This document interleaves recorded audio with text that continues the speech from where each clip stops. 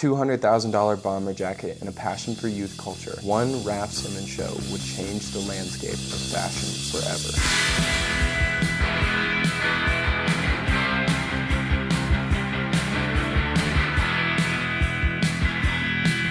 To the center of the city where roads make way for you. To the depths of the ocean where hope sinks to you.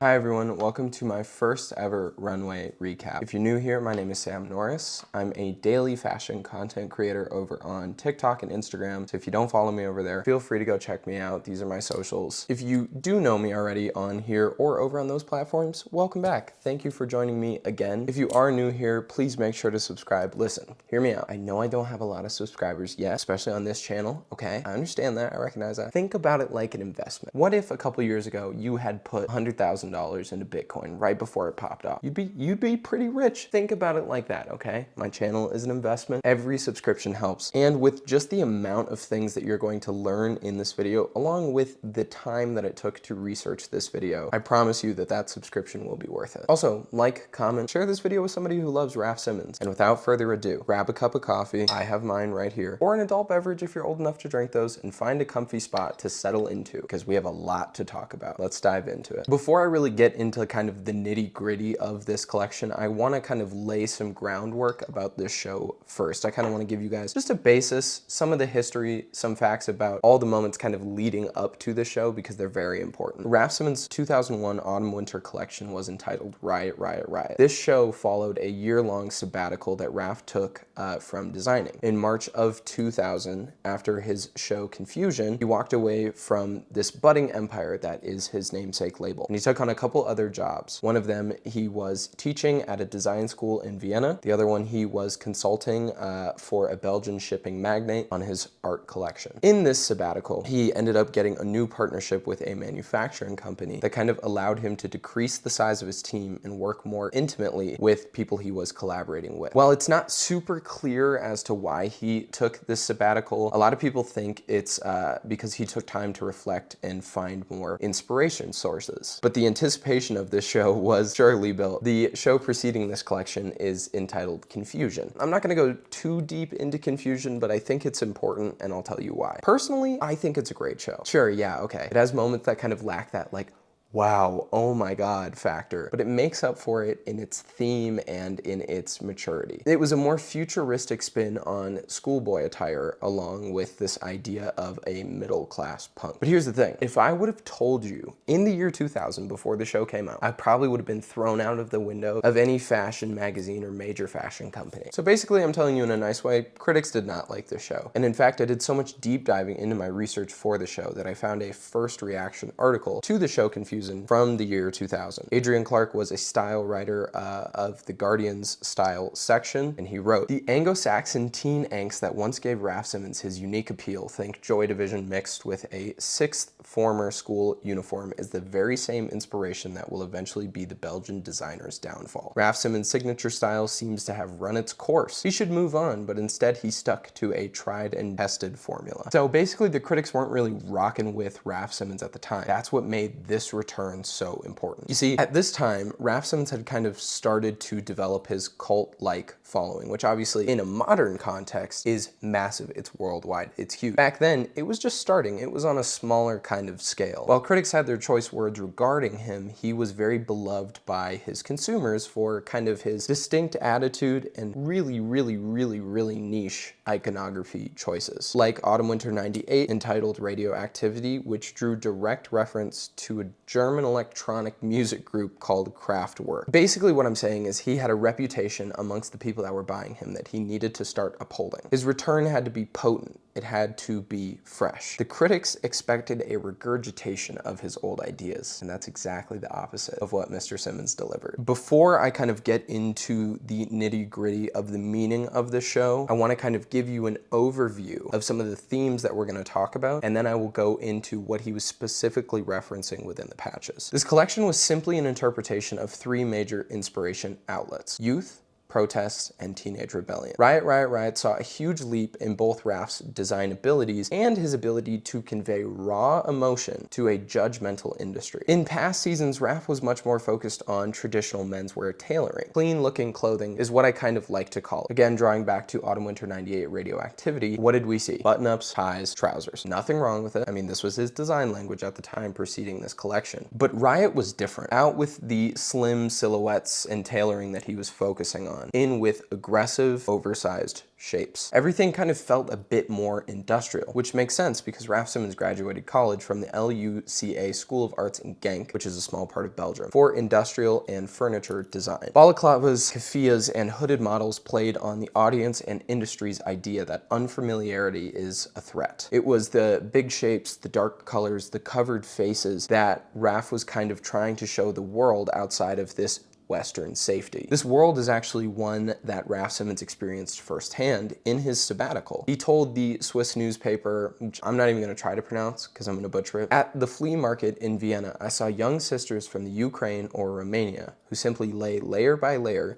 and thus create their own volumes because of the cold." So that's exactly what he aimed to do in this show. This idea of unfamiliarity was also kind of seen in the clothes themselves. Like trench coats were a big item. Following 1999's Columbine, it was something that people were scared of. And I'm not saying he was directly referencing that. I'm just saying that it kind of plays to this idea that I'm talking about. These aggressively dark and oversized silhouettes were also brand new in the high fashion landscape at this time. In 2024, where we currently stand, you probably see them all the time. That makes sense, but you need to understand that in a high fashion context, 24 years ago, this was not something that you were seeing all the time. This was new, it was weird, and it was aggressive. And as I was kind of saying, everything felt a bit more industrial. And I think one of the easiest looks to see this industrialism in is this look. It's heavy, it's not form-fitting, the belt is thick and industrial, it wraps around the model's layered coats. The model's face is covered. There's kind of mystery, but there's also this sense of anger and rebellion. I think I've discovered something too within this look that nobody has ever spoken about online. In this look, the model can be seen wearing 4 keys distinctively shown off of the belt that they wear. In another look, we also see keys in kind of a necklace that keys hang off of. A model's wearing over a hoodie, but I want to focus on this first one. Now, before I kind of really dig into the meat and potatoes of what I'm about to talk about, let me just tell you, this is simply an interpretation. There are no legitimate facts. Raf never called and told me this to confirm what I'm about to talk about, but I genuinely think that I found something here. The Palestinian Targum is an extremely early interpretation of the Bible, and in this, there's a concept known academically as the midrash of keys. Again, sorry if I'm mispronouncing any of these words. In this, there are 4 keys that constitute a concise description and definition of the 4 central sovereign powers of God, which are as follows: the divine power over chaotic forces to provide sustenance, to resurrect the dead, and to cure female infertility. This last one, female infertility, obviously not something that connects, but I want to talk about these first 3 because in my eyes, we very clearly see these first 3 in the show. The divine power over chaotic forces. You know, this show makes a commentary on the chaotic nature of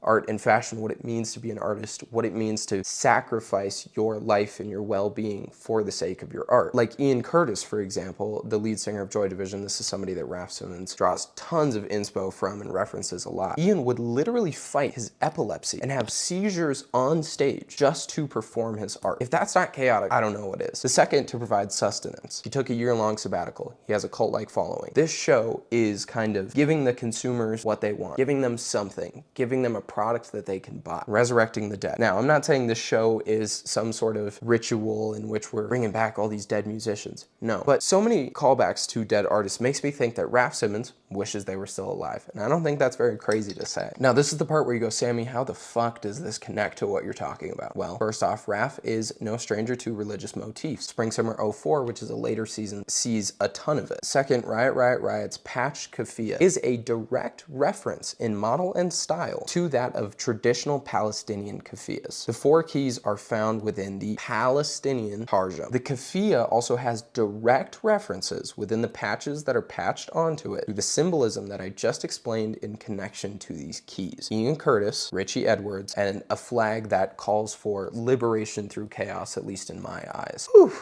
Could I just be insane and overthinking all of this? Probably. But I do think that, you know, a lot of dots connect within that. Riot, Riot, Riot is an iconography of youth rioting against the old establishment. Within these dark layered looks, there's iconography galore. So let's get into what he was specifically referencing within the patches. I want to start off with an online fashion history first. I'm not saying nobody knows this like I know this, but I have never seen anybody talk about this specific patch in the history of online fashion discussion and content, etc. The specific patch is this, and it can specifically be found on the patches blanket. This patch reads, "Move to wake the Cy Hill sausages." This might not look like anything at first, but oh my god, yes it is. It took me like an hour just to really kind of find this answer. So buckle up, let me give you some context before I try to just explain what this is. Coom Transmissions, again, probably mispronouncing that, is the basis of this patch. They were a performance art group in the UK formed by somebody named Genesis P.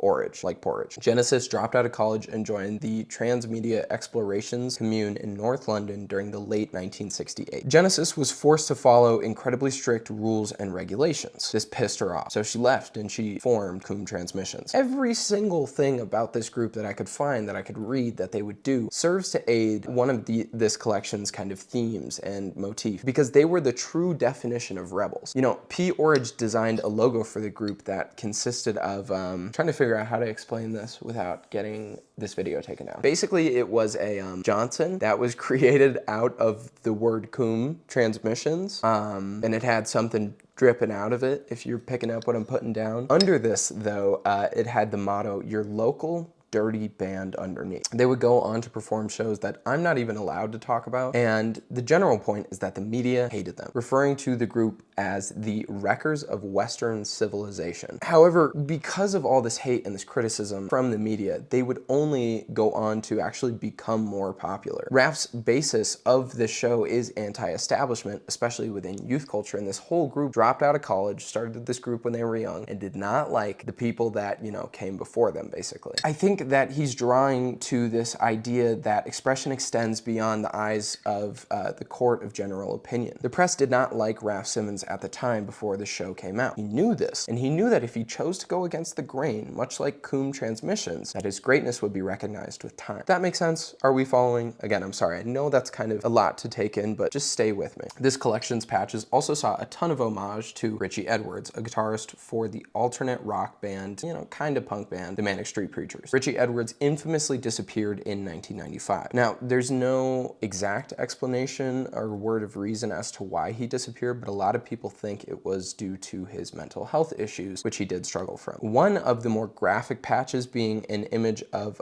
Richie's bloody arm. This is from this picture, and this was in response to the media calling the Manic Street Preachers fake punk rockers. So Richie took a razor blade, carved for real into his arm. My interpretation of this patch is kind of Raf's response to not being taken seriously, whether it be in the eyes of the industry or the press or people that didn't like him and that weren't going to buy him. Giving the press, these people, and the industry a harsh reminder that he's here to stay. Another patch shows newspaper clippings from the reports of the disappearance of Richie. You see, it's deeper than him just putting, you know, an image onto a sweatshirt. Raf saw Richie as an isolated hero. You have to understand that Raf Simons was an isolated teenager. He witnessed the punk scene, but he was too young to be involved, and by the time that he hit the appropriate age, he felt detached from the youth scene, the people around him. I think that he identified with Richie, right? It wasn't even just about kind of being a fan of the music, more the interpersonal connection that he felt to this artist. And this is not the only artist that kind of hits this mark that I'm talking about, and I'll get into the other ones. The next set of patches are all references to artists like the one before. One of the most prominent ones being an image of Monte Kazaza grabbing at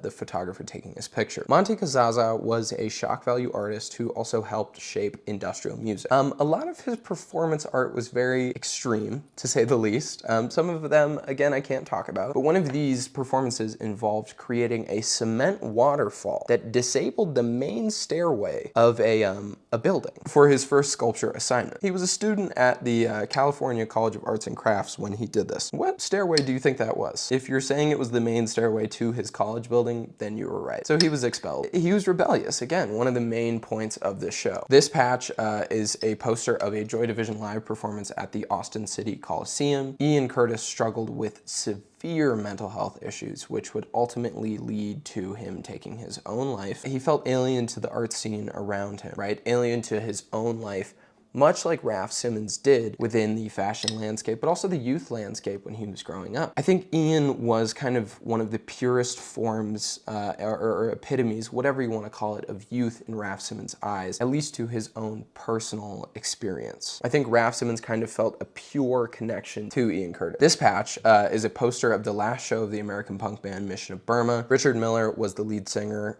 He struggled a lot physically and mentally. He had tendonitis, which would ultimately basically be the reason as to why the band stopped performing, but he still pushed himself to perform his art. That's one of the biggest themes here. You know, suffering and going through this mental and physical turmoil, but still performing your art through this, doing it for the sake of your own art, right? You know, Ian Curtis, like I said earlier, would literally fight for his life on stage for the sake of his own art, for the sake of having his art pushed out and given to the world, even though he was struggling as much as he was. A less used patch is that of David Bowie, who again kind of felt alien to his industry. An artist who was incredibly criticized for his choice of expression. Somebody whose greatness, at least in my opinion, was truly only recognized with time. Also like that of Coombe Transmissions, who I discussed earlier. You're starting to see this other theme here. But this wasn't the only patch with reference to him. This next one is a still from a film that Bowie acted in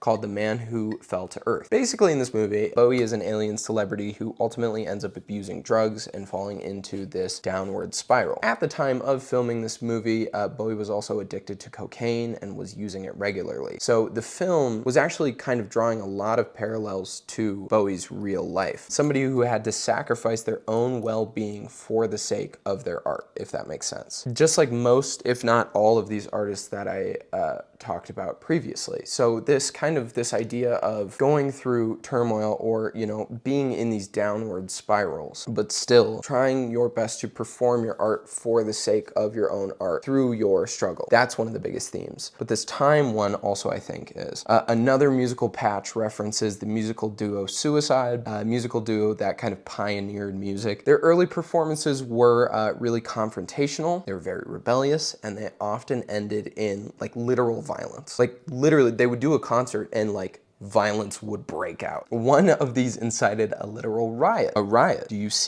Are you starting to see where we're getting? A less discussed patch is that of a poster for Bauhaus performing live at the Brixton Academy. Bauhaus was an English rock band. A lot of musical references here. That's basically considered to be one of the pioneers of Gothic rock. Raf would reference them a lot throughout his work, but this patch specifically is seen on the infamous Riot bomber. Not all of the patches are musical references, though. I think one of the more important ones that not a lot of people talk about is a poster from the film Death Race 2000. I'll explain the plot, or I'll try to kind of quickly for you, and then I'll tie it back to the message. So basically the plot is as follows. This big thing happens called the World Crash of '79. As a result, massive civil unrest and economic ruin occurs. So the United States government is restructured into a totalitarian society. Think kind of 1984 George Orwell. To pacify the population, the government creates something called the Transcontinental Road Race, where a group of drivers race across the country in their high-powered cars, and this race is very infamous for violence and gore and innocent people being struck and killed for bonus points. The protagonist in this movie essentially kind of rebels against the idea of this race and tries to take down the group. So again, we're drawing back here to the idea of going against public opinion, even if it's dangerous to oneself. Also, again, this is another interpretation that I don't have any fact to back up, but I think it could also be a commentary on war, right? War results in the death of innocent people at the hands of their own government. Pisses a lot of people off, tends to cause a lot of outbreak, causes a lot of riots. But what do I know? Another one of the most used patches is also from a film called Christine F. Christine F is a film that Raf Simons talks about all the time. He was shown it as a kid growing up in school as a part of his school's anti-drug organization. And I believe, if anybody can correct me if I'm wrong, it's still shown in Europe as a part of anti-drug education. This movie follows the downward spiral of a young girl who is coincidentally obsessed with David Bowie into Cold War era Berlin's drug scene. She basically gets really hooked to drugs, ends up becoming a word that I can't say but just go look it up. And the funny thing is, a lot of cast members during the filming of this were actually using heroin. It's not something that's just props. Like, some of the cast members were literally shooting up while this movie was being filmed. And this again kind of connects back to the motif of sacrificing oneself for the purpose of their own art. I'm not sitting here trying to tell you that Raf Simons was a junkie and he was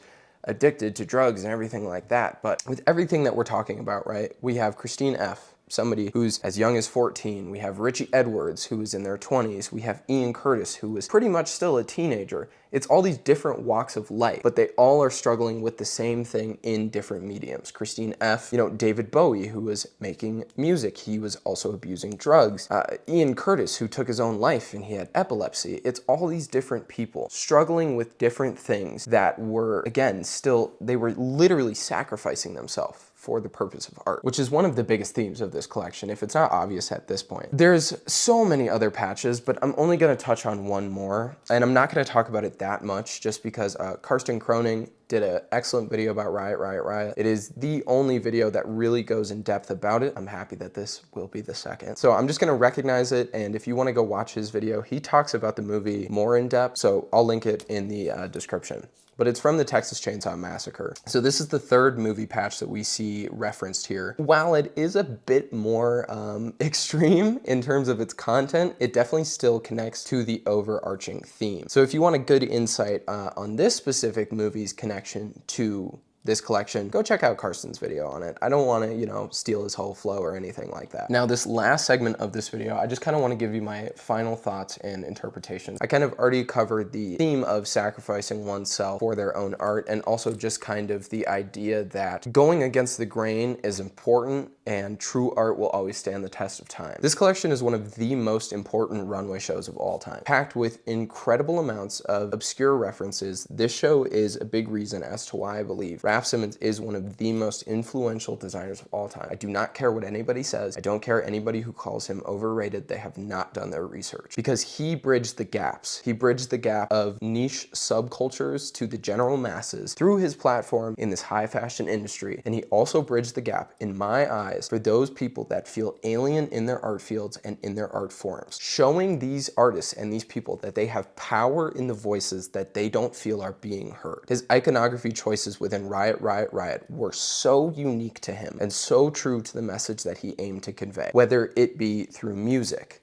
like Joy Division, Bauhaus, Richie Edwards, Manic Street Preachers, Counterculture, Coom Transmission, Performance Art, Monte Kazaza. It all had the same message. Riot against the people who look down at you. Riot against the establishments that hold you back from your true expression. Riot against the non-believers. Riot against the general masses. Riot against the court of public opinion. And never let this court of public opinion's idea of who you're supposed to be stand in the way of creating the art and putting out the message into the world that you want to put out. Riot is also so important because it shows how true art stands the test of time. Do you guys think the industry liked this shit when it came out? No, dude, no. Like, people were afraid. A publication literally dubbed this collection as terrorist chick, but it shifted the landscape of fashion. They didn't like it. They criticized it. They were not nice about it. But 20 years later, Riot is regarded to be one of the greatest and most influential runway shows of all time. Although he knew the reception it might have gotten upon its release, he stayed true to himself and he stayed true to the art that he was creating. Alien to his own fashion scene, the industry, the people around him, his age group, his everything, Raf Simons took his inspirations and brought them to life in one of the most important runway shows of all time. If you have made it this far, thank you so much for watching the entire thing. Again, I know this was a lot to digest, but I hope my explanations made sense. Feel free to drop any comments with any questions you have about kind of specifics of things I talked about and everything like that. Also, make sure you go check out Karsten's video on Riot. It was excellent. He talks about specific things really well. Yeah, with that, make sure you subscribe, leave a comment, drop a like, and I'll see you guys in the next